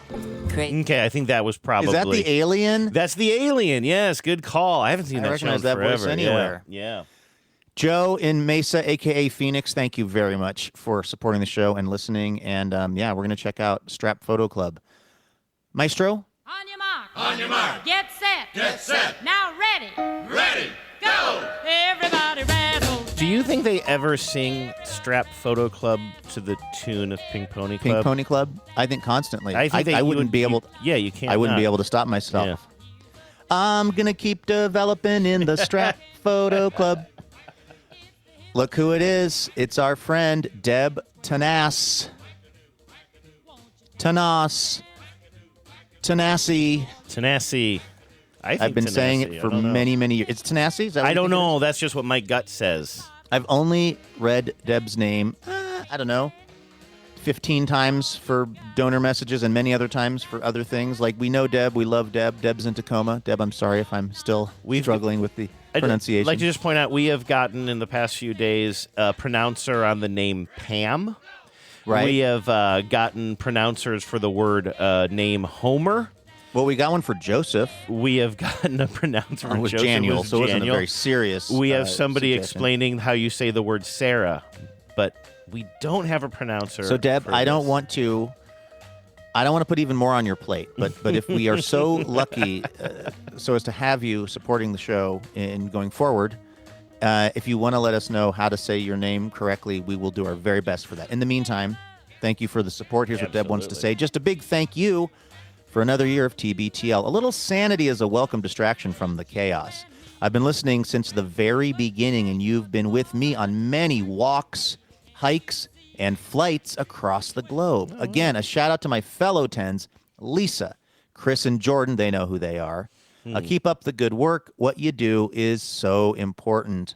Well, do you think that it's ironic that Deb describes the show as a little bit of sanity, given the conversations that we've been having today about our unhealthy minds? Insanity behavior. And by the way, I said you probably missed this. Well, actually, you caught it in sound check, and you actually did a pretty sweet burn on me. Then you probably missed it in the intro to the show. But I mentioned how I'm realizing I'm kind of a spoiled brat. Or I said I'm starting to become a spoiled brat, and you said starting. That was a good one. But at the top of the show, I also mentioned my sort of bratty behavior. I wasn't even referring to the art museum stuff. Oh, we're still getting to that. Okay. We're still getting to that right after we say thanks to Deb one more time for all the support. Deb. We appreciate you. Actually, let me just also say sorry for... I was just teasing about the pronouncer on your name. I hope I wasn't negging too hard. I truly, truly, truly appreciate seeing your name. You have been a long time supporter and friend of the show. Thank you, Deb, from the bottom of our hearts.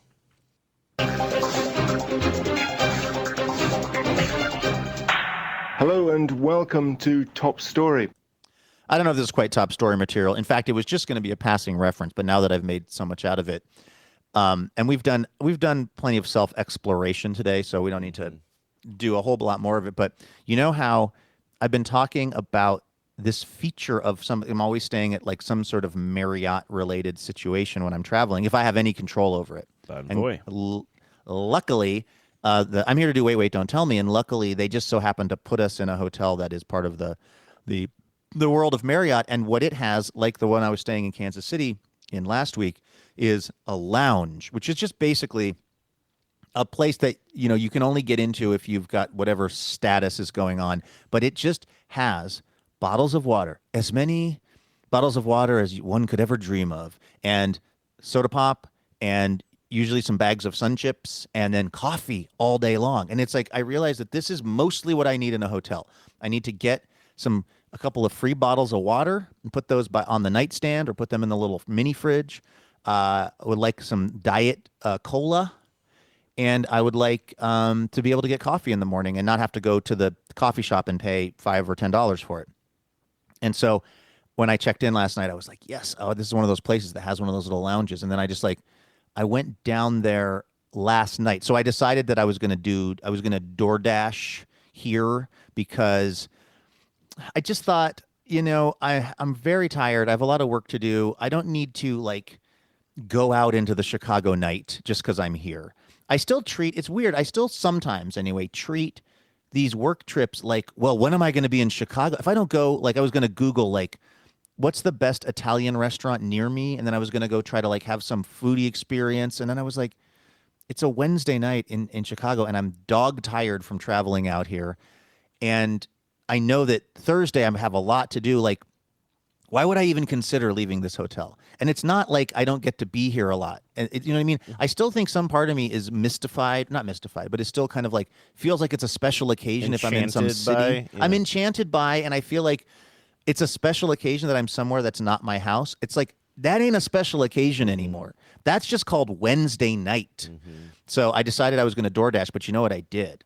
I was like really craving like a burger because why are we talking about burgers? Because that's honestly because we're talking about that supposedly McDonald's fail of a video, but it's not a fail if you are thinking about burgers all day. That is a huge part of it. I had burger brain for the rest of the day. Oh, I got burger brain bad. See, National Baseball League from earlier, which I will never. That is up there with Cooperstown. Oh, man. At least you're consistent. It's all the same sport that you're having trouble with. No, go on and tell me how into baseball I am. What a baseball knower I am. So I was like, let me see what the best burger in Chicago is allegedly, and then let me see if they're doing like maybe their play on a plant burger or something. It was the Big Arch. Yep. I went to Rockin' McDonald's, which, by the way, is a thing here in Chicago. It's this giant-ass McDonald's. It's open like 24 hours a day. I did like a internet search of like, what's the best burger in Chicago? And this place came up. I'm looking up the name now because I was able to DoorDash from them. They were called, let's see, I got to go to my orders. Sorry, I should have thought this through. Orders, okay. And it was called, Small Cheval. Small Cheval. And so I looked them up. It looked really good what they were making. They did have a plant-based burger, but I didn't do that. I did a switcheroo. I noticed that you could order like a burger with no meat on it that was just like the bun. Like they look like they had these really nice brioche buns and like really good, like, I know you're not into the cheese stuff, but like a really good kind of like American cheese situation. And then this like some kind of another thing you don't like, which is like their own Dijonnaise sauce. I think that looks like had chopped up onion in it. Like they really like all of the elements of the burger look like they were really good. And so I ordered this burger with no burger, but then I just put in everything else. So I had lettuce and tomato and pickles and extra onions and and I ordered. By the way, it was $3.49 for one of these because I think they're like, who's ever going to order the bun with cheese in it? But then you can like a la carte it up, which I did. So I ordered 2 of these and fries. And what I didn't order was a soda pop because I was like, we got free soda pop in the lounge. I don't need to pay whatever the DoorDash cost for soda pop is. And so anyway, I ordered this stuff. It eventually, when it was about 5 minutes out, I got in the elevator. I went downstairs. I went to the lounge to get, and I had a whole plan on my mind. I was like, I'm gonna get some of those Sun Chips.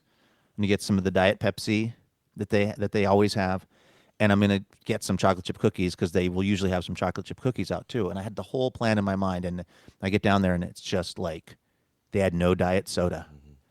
And when I tell you the affront that was to my very life, they did have diet soda, Andrew, but it was Diet Orange Crush. But I wanted to drink a Diet Cola with my French fries and my burger-like thing. For I thought some it was reason, be closed. So they were open. No, it was Did they open. have the Sun Chips? No Sun Chips. I had to get some barbecue chips, which I don't even like, but I ate them anyway. They had no cookies. They had no bottled water. They had no diet soda except for Diet Orange Crush, which is not the flavor that I wanted to wash down my burger bite with. I wanted to wash that down with a Pepsi or Coca-Cola product. They did have Pepsi, but it wasn't the diet kind. And I was so I got the Orange Crush, and I did get a Pepsi, like a full sugar Pepsi, which again, this just gets into also my silly. I'm eating 2 weirdly unburgered burgers and French fries. Just have the Pepsi. Just at this point, have the Pepsi. Like it's a mental hang up for me. But I was just like, but you're willing to drink Pepsi, which is interesting. Genevieve is, I mean, I know that you and a bunch of our friends, and Genevieve included, are very Coke loyalists, but you're willing to go the Pepsi route. I think I might like Pepsi better. Really? Oh, I guess I had you wrong. Okay. I mean, not enough that I'm not going to lead out with do you have Pepsi? I don't think anyone's ever said that. I don't think anyone's ever been, do you have Pepsi? No, we only have Coke. All right. It's always going the other way. Coke is fine. But I basically I think if I'm doing a Diet Pepsi or a Diet Coke, I think I'm going Diet Pepsi. It's sweeter in some way. Pepsi is sweeter than Coke, I think. Yeah, I think that. I haven't had a Pepsi in forever. But yeah, they didn't have. It's amazing how quickly I go from. I didn't even know a thing. Like I was staying at this hotel for I don't know a year before I knew this room existed.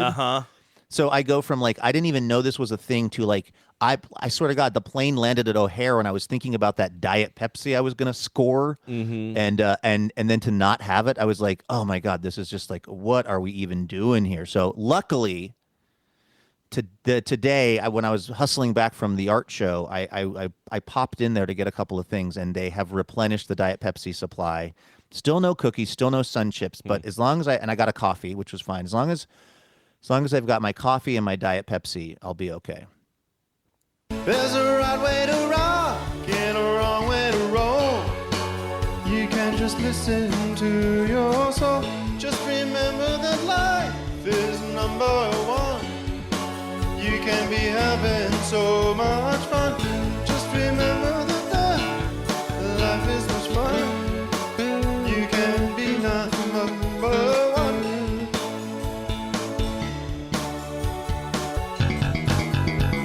All right, it's time to wish some people some happy Blursdays. If you'd like to wish anyone, including yourself, a happy Blursday, email me, andrew@tbtl.net. Make sure you put Blursday in the subject line. Luke, we are going to start off today in verse.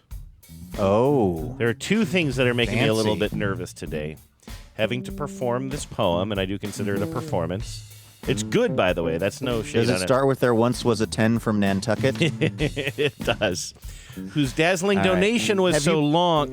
You know what? I'll just leave it there. Did you pre-read it? Because I think this is one you want to pre-read. Yeah. And then there's another one that gets into some just knocking on the door of sexy talk that's coming up too. I'm a little nervous about that.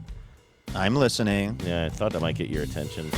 Here, this is nice though. This is to listener Clementine, who's a wonderful longtime listener who will text Great me name, too. sometimes. Yes, we're.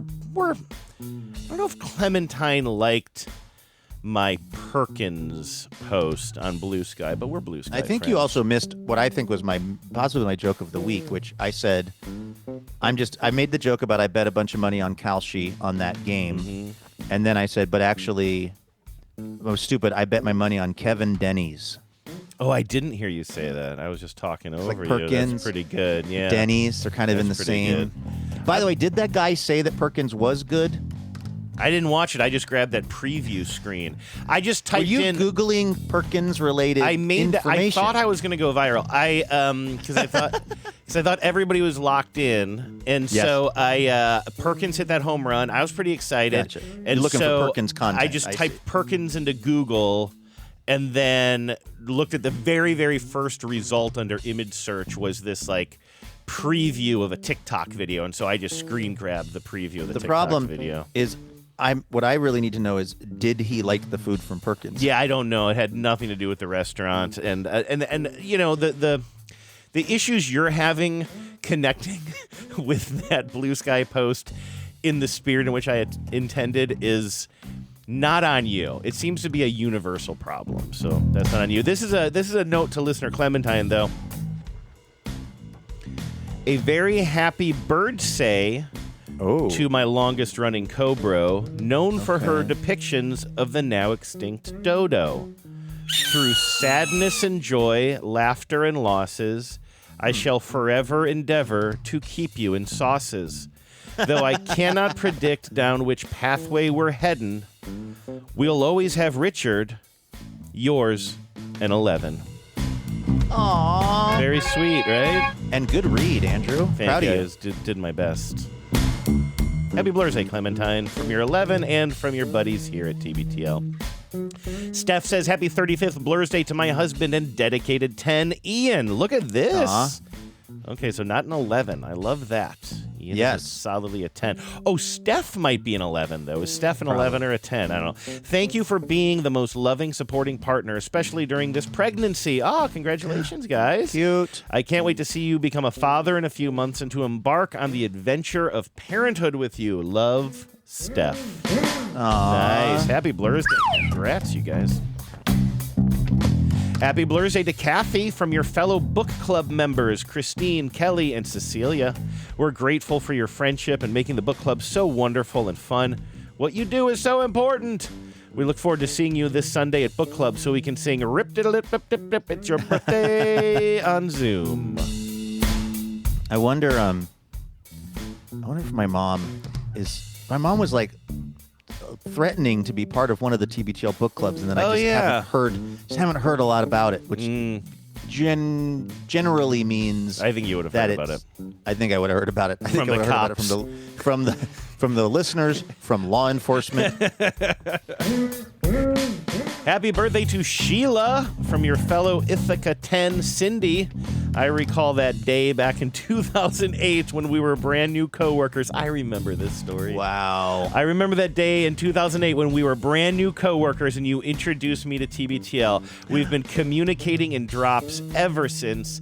Thanks for introducing me to this funny and comforting podcast, and thanks for being such an amazing friend to me these past 18 years. Love you, friendo. I feel warm and I'm levitating. Love that. I mean, that's incredible that worked. Yeah. Like, that Sheila was like, "Hey, I've got something you might be interested in," and then it was us. Hey, you. And then you. it stuck. You're new here, right? You're new here. Come here. Yeah. Come here. I want to play Sheila's something got for a you. trench coat on. Just, by the way, clothed. Yes, of okay, course. everyone Yeah, clothed under the trench coat, but just like pulls it like the guy, you know, with the watches. Yeah, exactly. I feel like that's a character or a trope that we don't see anymore. No, that was we when you and don't. I were growing up. Yeah. That was a thing that was going around, was like you were going to be in New York City. New York City, and there was exactly, yeah. A guy was going to like gesture you over and then pull open his trench coat and have watches for sale that were, I guess, counterfeited or stolen or something. I assumed when I got to New York that would be the first person that I would see when I got off the plane. That's why I thought it was called Times Square. True story. Listener Nate from Shoreline here. I'd like to wish my 5 Molly a happy 17th Blursday. They grew up so fast, don't they, Luke? You're my favorite youngest daughter. I can't believe you're 17. I love you more than you'll ever know. Happy birthday from Mama, Papa, Jamie, and Millie. Sweet. Happy Blursday, Molly. Let's just let this establish. Dig it. They're getting ready, by the way, for their big, I think they're doing their big Oscar show again. Well, by them, I mean the Tim Heidecker universe. I was really wondering. I was like, oh, I didn't know that. Have we talked about I really thought you were talking about Nate and the gang there. I mean, that's also possible, but like this is Heidecker on the bass, right? It is Heidecker. We think. And then, of course, it has me thinking of the High Network. Yeah. Office Hours. And I've been seeing some stuff pop up on my feed lately that's like truly weird songs about Oscar fever. I think I might have. I signed up to actually, because a lot of their content is free, but you can pay for more of it. And I'm trying to remember. I signed up for it like a year ago. I sent you the login, too, in case you wanted to go on that ride with me. And I either it renewed recently or I chose not to renew it recently because I liked the idea of supporting them, but also I don't think I watched any of it. Not out of any particular reason. I just need to, it's not on like a main platform on your smart TV or whatever. You have to sit down and kind of like make an effort to like log in and watch the High Network. Well, what I've done is just through like watching so many clips of it on my TikTok algorithm or my TikTok feed, I'm getting just the exact right amount of it, which is about a minute and a half of it occasionally. It's a little goes a long way. Yeah, that's what they say about us. Anne says, happy Blursday to this. I'm going to turn this little Blursday message into a little bit of a quiz, Luke, so you're going to want to stay alert for I'm this. locked in. Anne says, happy Blursday to Scott, the best chicken tender a family could wish for. They're naming their chicken tenders? Best chicken feel like Scott? I mean, first of all, you got how many people eating? 4 people. They're eating 4 tendies each. That's 16. That's carry the one. That's There's a lot of rich. names you got to come up with. That's rich. That's rich. Why do you think Anne is saying that Scott is the best chicken tender a family could wish for? Because we have an explanation I'm wondering. here. Okay, my guess it's not. This is not a funny answer, but I'm guessing it's the right answer. I think that they got some chickens. You couldn't be more right, my friend. Ann says, get it? We have backyard chickens. Thus, happy Blursday to Scott, the best chicken tender a family could wish for. I love how loud that was. Sally in North Bend says, happy 63rd birthday to Charlie. Oh, no, Charlie. My favorite 11 and second favorite old man. Which really raises the question, who's Sally's first favorite old man? Happy 63rd birthday to Charlie, my favorite 11 and second favorite old man. Let's spend the weekend enjoying some steak, jelly beans, planning vertical gardening and contemplating the strengths and weaknesses of the Mariners lineup and starting rotation. Ooh, can I join? I love that you. Sounds like the Love fantasy Sally. league you should be in. Yeah, I mean, okay, listen. I know that you guys have probably been in a relationship for a long time. You're not looking to shake things up that much. But I'm just saying, I like steak. I like jelly beans. I remember being very into the idea of vertical gardening when I first heard about it in the early 2000s and was producing segments about it. And yet you only like horizontal photography. I know, it's weird. The irony. And that's not true. And I love contemplating the strengths and weaknesses of the Mariners lineup. Like, I'm just saying, maybe there's room for me in the relationship. Yeah. Somewhere. Sure. Somewhere. I don't have any expectations of anything beyond what we've talked about. Happy Blursdays, It's all about Charlie. ground rules. That's right. It's all about ground rules and ground rule doubles, Andrew. That's right. When you enter a thruple purely for Mariners-related discourse. Right, exactly. My safe word is J.P. Crawford. Well, that's weird, because my safe word is Colt Ford. No, wait, who's the guy that everyone thinks is going to challenge JP? Well, there's Emerson. That's what I was thinking of. There's Colt Emerson and then Cole Young, who are both Cole Young. I think I'm thinking of Colt Emerson. Colt right? Emerson, yeah. These guys, they're in a real Kristen situation. Yeah, for me. and especially because they're playing the same part of the infield, sort of. They can, like that second base, shortstop area. You've got a Colt, you got a Cole. It's still unclear. Hey, we're doing we've it. also got We're doing it. Emerson Hancock. Sally, we're doing it. Yes, on the pitching staff, right? Emerson Hancock. That's what I'm saying. I get Like, these confused. you should not yeah. be able to have a team where one guy's first name is Emerson and another guy's last name is Emerson. And then have a Colt and a Cole kind of like. And then have Lake of, and Palmer in the outfield. It's just, I mean, how am I supposed to keep it straight? Okay, we're getting close. We're getting close to the end of this list, but I don't want to rush through it. Chad says, "Happy Blurs to TBTL's official drummer and my official wife." Do we have an official drummer, or is this an unofficial drummer situation? I'm willing to You're willing make to her do our that? official drummer. Okay, all right, Absolutely. cool. All right, here we go. Chad says, "Happy Blurs to TBTL's official drummer and my official wife, Amy, in Minneapolis." Yes. What's left to say after more than 36 years together? Well, no way. A lot, it turns out. You're a talented actress, a sexy drummer, a hot librarian. You were nervous about. A hot librarian. And now in your in our 56th year of life, a minister's wife. Smart, funny, wiser than you give yourself credit for, and creating this life with you keeps being a gift to me. So happy Blurs Day to Amy from Chad. Look, I'm interested in a more expansive definition of the clergy. Mm-hmm. But I mean, as a minister, should Chad be saying things like sexy drummer? Well, this is the problem here. He's not. He's making me say it, Luke. And that is the problem with Blursdays. And that's his kink. That is the fundamental problem with Blursdays. He didn't say it. Those words came from my mouth because I was compelled.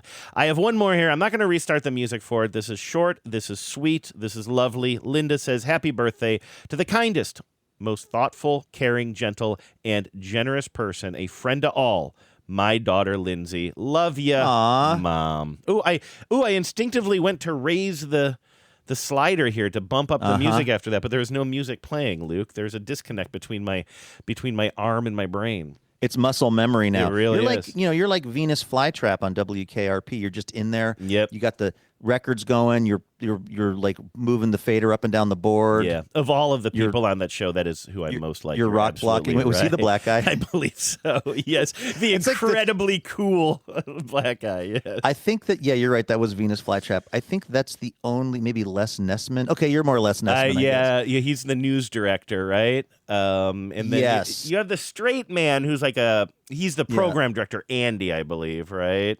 Now, but he's not what about the guy who then went on to be the teacher in the other sitcom? Not Head of the Class. Was it Head of the Class? I think it was Head of the Class because I think the other one was Drexel's Class, which was Dabney Coleman, right? I mean, how many Dabney Coleman references that was organic, too, man. Can our show handle in 1 week? Am I right about that, though? Is Drexel's Class Dabney? I think you and the estate of Dabney Coleman are the only two people I know who are tracking Drexel's class at all as a thing. And I do believe you mentioned it maybe 6 months ago, so I'm going to believe you on this. I don't yes, know it much was about Dabney, who was also nice. in that 1991 episode of Columbo that we were talking about recently. So was head of the class. That was the one.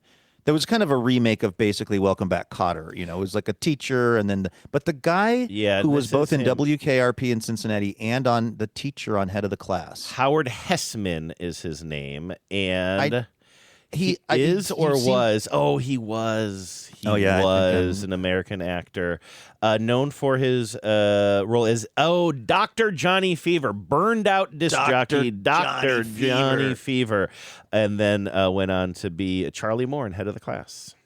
All right, well there you go.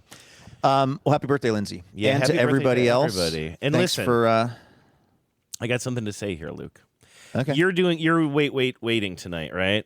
I sure am. Yeah, so this, I guess, doesn't apply to you. Waiting is the hardest part. I've said it for years. That's what they say. That would actually be a great show title. We had one earlier, though, that you said, right? Unc Angst is also... No, you said it, but it's great. I just repeated it often. Unc Angst. Listen, so I mentioned that Australia had a unlikely win yesterday, right? Yes. Over the Taiwanese team. And they're back at it again today. And it's 7 again. One of the things that appeals to me is the start time is 7 p.m. West Coast time. Now, I know you're not in West Coast, and I know you're going to have other things on your plate, so this might not apply to you. This is from MLB.com. Australia is riding high after a 3-0 victory against Chinese Taipei. Home runs from... Luke, Robbie Perkins, and the 2024 number 1 overall draft pick, Travis Bazana, by the way. A lot of excitement. The number 1 MLB draft pick? Yeah, he's in the I believe he's in the Guardians system. So that's Australian then. I guess so. He was playing for him. So they were responsible for the scoring. It's put them in excellent position to advance to Miami, because that's another place where people once they get out of this round, I think it moves to Miami. It would be the second consecutive tournament to see Australia advance from the first round after failing to do so in 06, 09, and 17 tournaments. So there you go. You have we have Australia facing off against Czechia, which is, again, you'd think I'd root for Czechia because I have those are kind of the Czech Republic. Am I saying that incorrectly? Czechia? Oh, no, this is where your Eastern European background is probably deeper than mine. It's spelled Czechia, Czechia, I think is how you would say that. I just have never seen it written that way. That must be, maybe if you're in Czech, that's probably how they're referring to it there. I think so. I think Czech Republic is used, but in a more formal governmental sense. I could be wrong about that. But anyway, you'd think that I would be Czechia through and through, but now I've sort of got that, like I was rooting for Australia yesterday because you got they were a taste the of that underdogs, Perkins. and now that's exactly right. Also, there's the better that the Australian team does and becomes more part of the conversation, the greater the chances of your Bluesky going viral. That's exactly right. You know what I mean? I almost woke up this morning and seriously deleted that thing because it's like nobody has any idea what it is. But now it lives forever. I need you to pin it to the top of all of your accounts. Yeah, that should be my pinned tweet. And it could just be a slow build. You know, maybe there's a long tail on that post, man. Yeah, maybe. Well, maybe Robbie will do it again tonight. Let's go. Absolutely. All right, well, that's going to do it for today's episode, but we are going to be right back here tomorrow with more of this Imaginary Radio, including, and I think I can say this, a special appearance from Genevieve. That's right. I'm very excited. Which we're all looking forward to. Like a long overdue dose of sanity on the program when Genevieve shows up. We're calling it a pre-trial interview with Genevieve, who is heading to court soon. Yes, exactly. So tune in for that. In the meantime, thanks for listening, folks. Everybody, again, have a great Blursday week. Enjoy the rest of your Thursday. And please remember, no mountain too tall. And good luck to all.